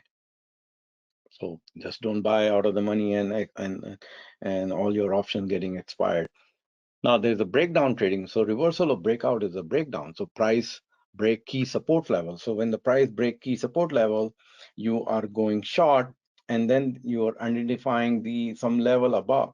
So some level above. So if you are trading, if you're jumping from let's say the stock was trading at the floor 2 and it jumped and is breaking floor 1 and is going into the basement, then you know the floor number 3 or 4 there is if it breaks above, then you know that this breakdown strategy will not work. So you basically capitalizing on a bearish trend reversal. So breakdown strategy. What is breakdown? Breakdown below support. Expect bearish continuation. Breakdown of retest of breakdown. So you wait for retest, then you enter short. Breakdown momentum. You're using some kind of a momentum indicator. So not just using the price itself as a criteria, but you're using some kind of a momentum indicator to as a secondary evidence in your entry. So what is application in trend reversal? So you're capturing the bearish reversal, expecting bearish continuation. You're setting the price targets, measuring the height of the breakdown. So see the height of the breakdown from the recent high and the price right now. What is the height, the distance? And then you can add that height from your entry level and say, okay, this is my minimum profit target. And where is your stop level? So the stop level will be nearby high above the, if you're going in a bearish nearby high from where the price made a high, recent high, and it's sharply reversing. So now there is a limitation also. So false breakdown can happen and the market can move sharply to the upside. So key level or some positive news comes and something happened and the reversal breakdown is not working or breakout is not working. So try to use some kind of a confirmation indicator, use volume and other indicator, market volatility, consider market volatility, adjust the position size. So breakdown and breakout works in a very nice in a volatile market. So pay attention to the volatile market and the breakout and breakdown. Now, there's another one trading strategy called gap trading, which I use. And the reason you can use it is because almost all stock, they either gap up or gap down whole day. Whenever the market open, most of them are gapping up or gapping down. Some don't have a significant gap. Some have a significant gap. So what is significant? So significant, you need to define what is significant for you based on what criteria. Is a price, percentage, what is significant? So define your significant and then see which stock is gapping up. So exploit the price gap. Market is either opening higher or lower. So it creates a unique trading opportunities. So breakout and you combine it with the gap, combine it with the volume analysis, put some momentum indicator, and you have some winning strategy. So types of gap trading strategy. So the stock is either gapping up, gapping down, or gap reversal. So one of these uh, Uh, is there a video of Nashi talking? No, there's no video of me. I'm sitting in my office right now. There's no video of me talking. Sorry. So gap up trading, gap down trading, and gap reversal trading. I have a website. My website is noshikhan.com. So you can go to noshikhan.com and you can see me there. I'm sorry. There's no video. I plan to have my own also video when I'm talking. So gap up trading, gap down trading, and gap reversal trading. So this is a one big area for you to master. So if you say, okay, I need to master gap up trading, you can combine the gap trading with the support and resistance. So you can do that. You can combine the gap trading with the support and resistance trading, and also with the trend. So you're drawing the trend line, and then if the market gaps below trend line or gap above the trend line, and then the support and resistance, you're drawing horizontal lines.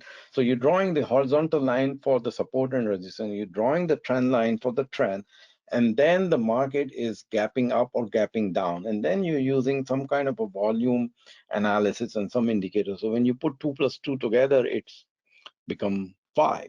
So gap up trading, gap down trading, gap reversal trading. So what is gap trading? So there is a price discontinuities. That's why the gap is occurring. So capture quick profits, identify market sentiment. So when the market is gapping up or gapping down, it's giving you the market sentiment is changing. There's a change in the trends. Most likely there's a trend is changing, and it's if the gap is also significant and the gap is happening from a from a from some key level, and it's breaking some key level. So it's happening from key level and it's breaking some key level. So set a stop loss level beyond gap to manage risk. So if you're trading gap down and the stock gap down in some key level, so set your stop loss not just above the gap. Say, okay, if it's gap, if it gap down from this level, I set my stop here and I'll be stopped. You may get a stop quickly and then the stock just keeps going down. So when you're setting your stop in the gap, again, follow this, figure it out if there is a resistance above the resistance. So if the stock gap down from 100 to 98 or 97, then 100 is your initial, just a line in the sand for your stop loss for a reason. But see if there is a resistance at 102 or 103. So the stock, when it goes trade between 100 and 103 and it's trading there, and it's doing, we call it kalabazi, it's like somersaults. That so you can decide clearly. But if you put it right there at 100 where it gap down and it goes there and then you stopped out, so it's not the right trade. In my opinion, it's not right trading. So the gap trading is not easy. So limitation, again, there's a limitation. So gap fills, not all gaps continue. So some gaps, they do come down. So understand where, if the market is gapped up and pulling back, where is the support? Sometime it's in the middle, sometime it's all the way to the end, sometime it's just below the gap. So understand where, if the gap will occur, where it most likely it will occur, where it will occur. Overnight risk. So if you're trading the gap, um, it can do, the other day it can do something else. I call it window open, window close. Window open, window close, the gap occurred, and then the very next day the stock just moved to the other side and close the gap. So it can happen. Timely execution. So opening range breakout, there's another strategy called opening range breakout. You can apply the opening range breakout, which is that when the stock moves, so when the stock market opens, it's like horses. All the horses start running. So if you look at the horses, they're all running, and then there is one horse which comes out to be the winner. So think about this. The stocks, when they are moving, they're all moving up. So you need to be patient first 15 minutes, 30 minutes, and start drawing the line, saying, okay, this stock has gone to this high, this high, this high. During this 30 minute, it created this high. During this 30 minute, it created this low. So pay attention. And when you get the alert that is breaking the low, and then you draw the line again, then it's breaking the low again nearby, then it's constantly breaking the low nearby, and the time is ticking forward, then you know that this is creating an opening range breakouts, either to the upside or downside. So initial jerk, and then you create the lines. You create the line and you wait patiently for the clock to take 15-minute interval, 7. So 7 a.m. Pacific, a lot of news also comes. So let that time pass. And then you decide that this is stock you need to buy or you need to sell. So wait for the 30-minute window. So gap reversal trading strategy, profiting from market turnaround. So that's what you're doing as a market turnaround. So specialized technique. So this is hard. Focus on capturing price movement, reversal of initial move. So the gap can occur most, especially when the gap down occurs, the stock gaps reverses also. So the gap down may be a short term. So you may see the gap down occurred at the 50-day moving average or 200-day moving average, and then it reverses to the upside. And then you went short right at the support level. So be careful on a gap down. Gap down, it can fill very next day, or intraday reversal can happen. So types of gap, and also it depends when you're doing the gap, what else is happening in the market. If the stock is gapping down and the overall market is very bearish, then that gap down have a higher potential than when the market is overall bullish, and then you identify one gap down candidate and you went short, and that's the candidate which will turn around and start to show you the loss from the very beginning. So types of gap reversal. So there's a gap up, trading, gap down trading, and then there is a gap reversal. So gap reversal the other way around. So gap up reversal trading, you're selling short, anticipating bearish reversal. So the gap occurred, and it occurred as some kind of a resistance level. So the twinkle twinkle little star formed. There was no follow through. It the gap the up occurred at some price point, and then it starts to reverse. So pay attention to where the gap is occurring. What has happened in the pre-market? How much volume is there when the gap is falling through? Turn your chart into a smaller time frame. See the action and the price mirror. If you see it on a day chart, you may not see what is happening. It looks like it gapped up and the market will continue, but on a lower level time frame, you already see is rolling down. It's just rolling down, rolling down, rolling down. It's just coming down, and by the time the day is over, it's net negative. It was up 5 points and is down 1 point by the time the market closed, and you went long at the high of the day. So gap up reversal trading, gap down reversal trading, going long expecting bullish reversal. So the market can gap down due to some phenomena, some bad news, but then the big boys, they think, this is a fair value, beauty lies in the eyes of beholder, and they start buying it. So if you go down short on a gap down immediately at market open, you may get caught. So again, for the gap up and gap down, the support and resistance is very critical to apply the support and resistance. This is very critical in especially in the gap up and gap reverse, gap down and gap up, gap down and gap up and gap down. Gap fill trading, so price gaps filling partially or completely. So if you are in the trade and the stock is coming down, if you're long, the gap fill is up occurring. So have a way of knowing where the gap fill, some gap get filled completely, some partial. So have a way of understanding where the gap uh, fill will occur, and whether after filling the gap, it will the stock what is expected to do. So have a strategy. Now, application in identifying trend changes. Yeah, I think this slide, I put it in the middle somewhere. I think I created like 65 slides. So capture trend reversal. So gap also tell you about the trend reversal. So if the market is gapped up, then the trend is changing. The trend is changing because the market gapped up. So why the market gapped up? There must be some reason. So identify that reason why the market has gapped up. Confirm the signal strength with the volume and indicator. So when the market gaps up, pay attention to the volume and some other indicator to confirm that this gap is really genuine, and where from what kind of a gap. So if you do the gap study, there are many kinds of gap: exhaustion gap, the continuation gap, the consolidation breakout gap. So in what stage the market is, and from where it's is gapping up or down. So study that. You need to study where in the life cycle the market is, how many times the gap has occurred previously, recently. Is it the fifth gap? Is it the third gap? Is it just the first gap after the consolidation? Is it a consolidation breakout, or is it just an exhaustion gap? The final buyers there, and I'm trying to buy it at the high of the trend. So pay attention to that. So there is a limitation also, false reversal. Market can reverse, the market gap up and then it reverses. So usually the market gaps up and there's no follow through, there's no volume. Usually the market gap up to some kind of a resistance level, some kind of a channel, some kind of a, so if you go back, if I go back and look at this chart, this chart.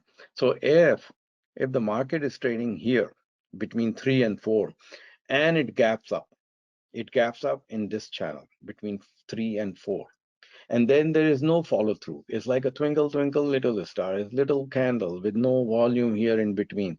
So this gap up occurs. So what will happen? What we expect? We expect that all these sellers that are sitting here, they will start selling. They will see the opportunity to sell, and then the market will just start to tank down. So the gap occurred in this zone. So if we don't identify this zone, we get caught on a gap up and we see the reversal. Similarly, if yeah, so this is a gap up. Now gap down. So if the stock gaps down, let's say the stock is trading in between 3 and 4, and the stock gaps down into this zone between 2 and 4, and we try to go short, we get caught in the short, because this zone is a strong support zone, and the stock was trading somewhere here and it gapped down. It gapped down between this zone. So it's an opportunity for the big boys or those who were waiting for it to buy, and then they see this opportunity, then they are very happy to buy, because the stock gaps down in between zone 2 and line price point 2 and 4. So pay attention to where the stock is gapping down. If it's gapping down in this zone, it's a buy, it's not a sell. And if it's um, gapping up in this zone between 2 and 4, it's a sell opportunity, it's not a buy opportunity. So pay attention. So again, support and resistance is playing role in your gap trading also. So that's what I was talking. Let me go back. Yes. So now we are talking about intraday reversal. So there's something called intraday reversal. So intraday reversal is very powerful if you're watching the market intraday. So overall, the market is going down, your stock is going down, and you're waiting for it. Let's say it's on your radar, and the market is down, and some kind of a news come out. Some kind of news come out, and the overall market will start to move up. So when the market starts to move up, there will be some stock among those horsemen I explained to you, those kings and queens. So pay attention to those stocks, some kind of oil stock, some kind of something where the reversal is happening. One of those stocks will start to move intraday, and they will show intraday move on a first on a lower level time frame. So 15-minute will build to 30-minute, etc. So if you are very quick and charm and you can understand that this is the intraday reversal happen, you can pile up the profit very fast.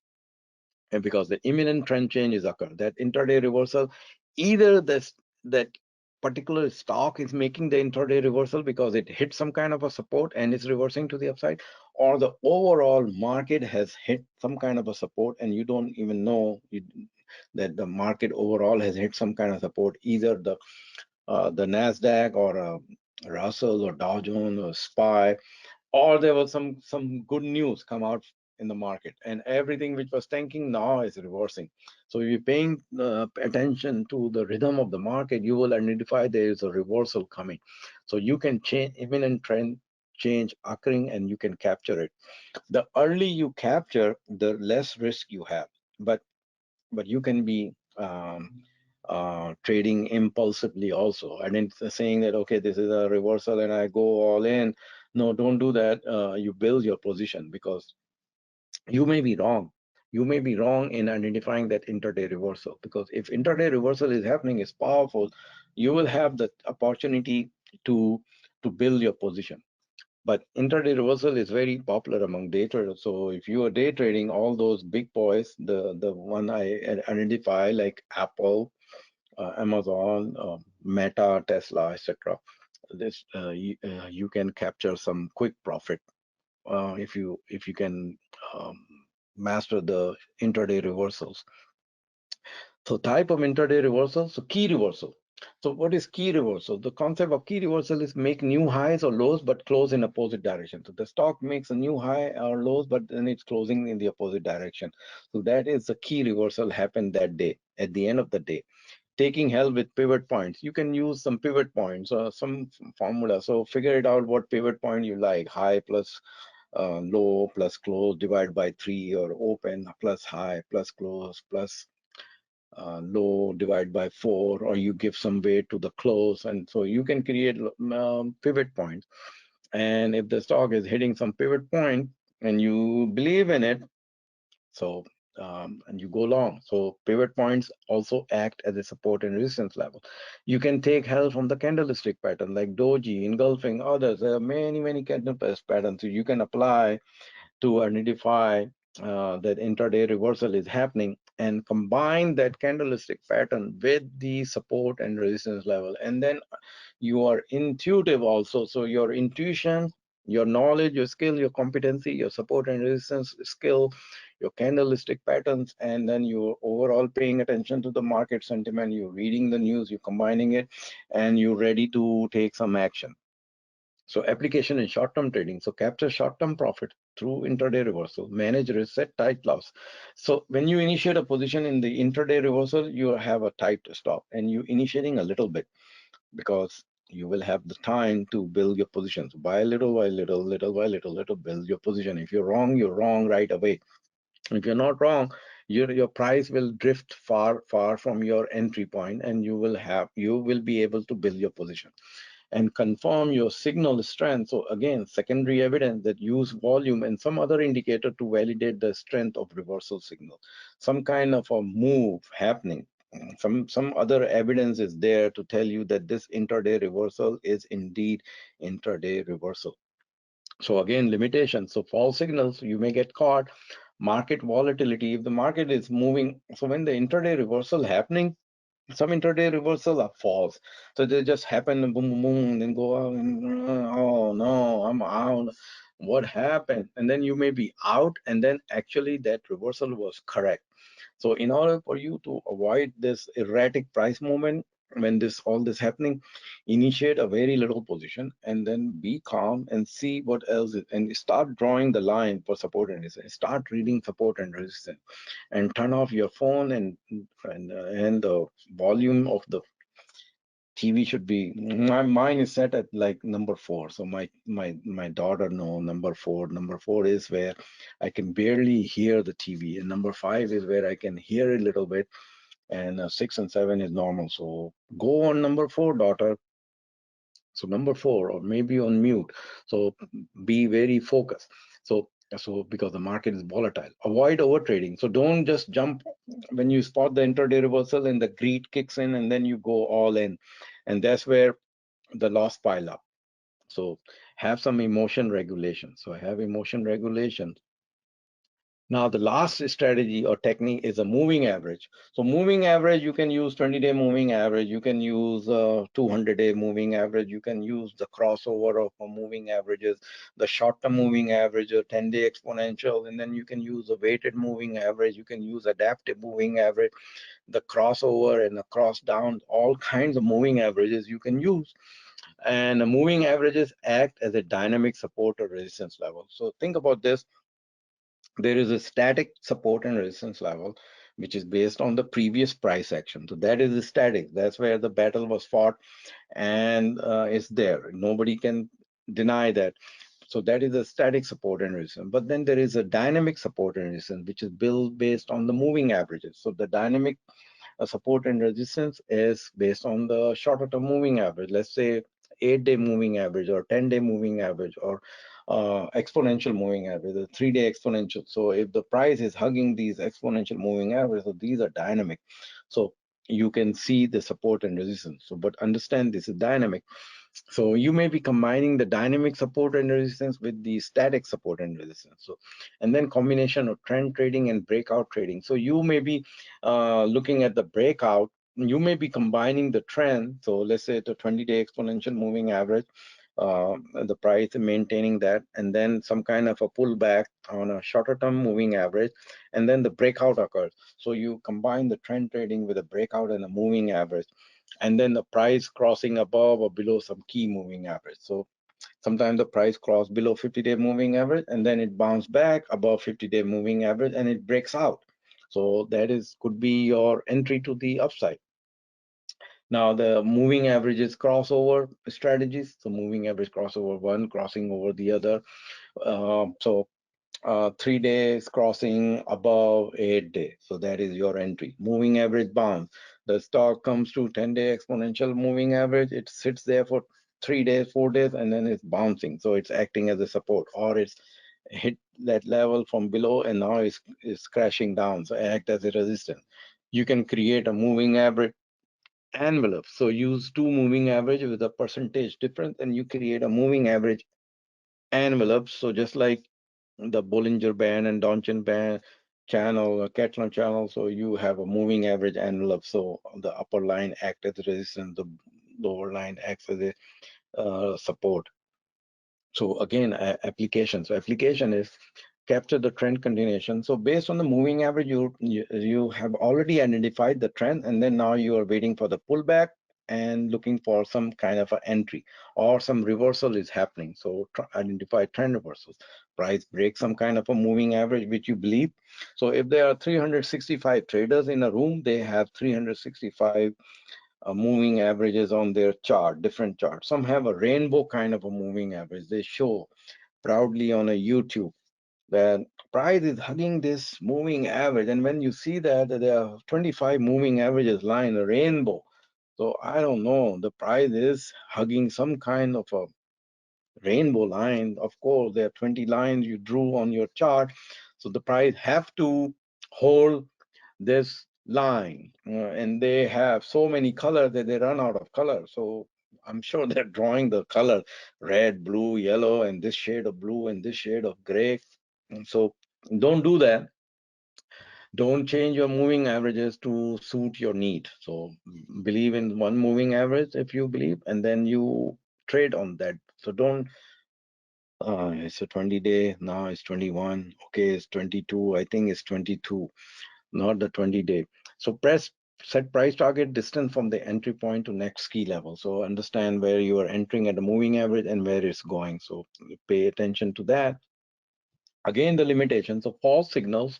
So you can have a false signal. You think the 10-day exponential moving average is holding and you go long, and then the next day it just breaks that moving average. So who says that 10-day, the stock has to follow your 10-day exponential moving average? Why?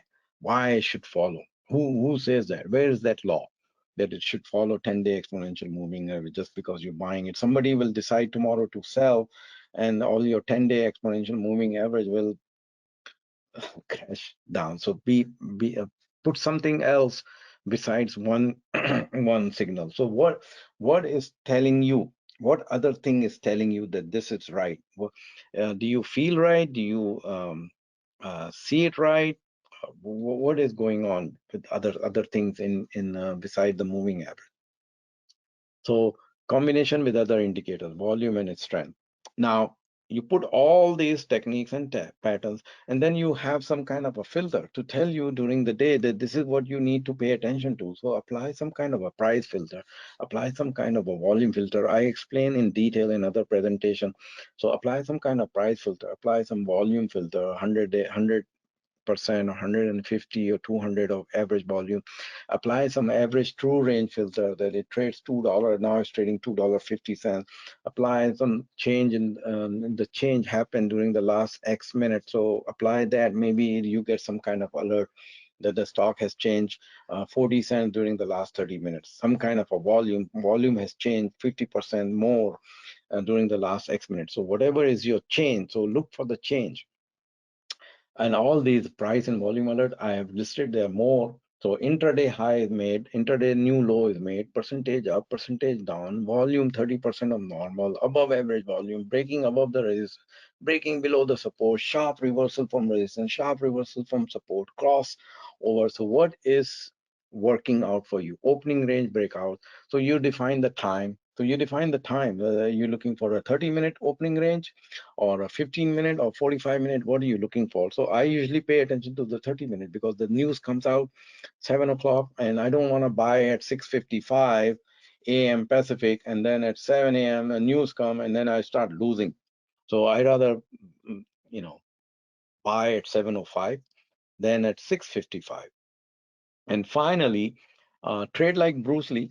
So after all this, start focusing on something, and eventually something will click on. The light bulb will turn on, and you say, "Ah, now I know."